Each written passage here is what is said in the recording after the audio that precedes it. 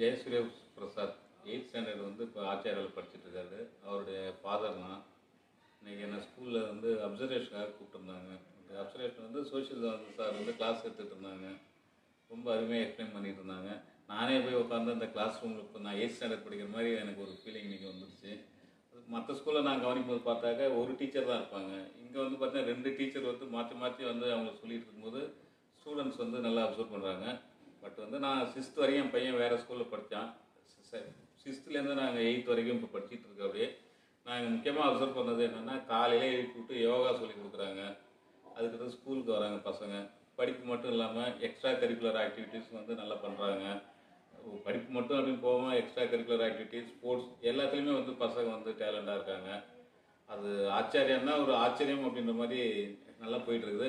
முக்கியமாக நான் இன்னொன்று கவனிச்சது, என்னுடைய சன்னுக்கிட்ட வந்து பார்த்திங்கன்னா, அந்த டெசிஷன் மேக்கிங் இருக்கிறது வந்து அந்த பசங்க வந்து இந்த வேலை எப்போ செய்யணும், என்ன செய்யணும் அப்படிங்கிறது வந்து ஓனாக அவங்களே வந்து ஒரு முடிவு பண்ணிடுறாங்க.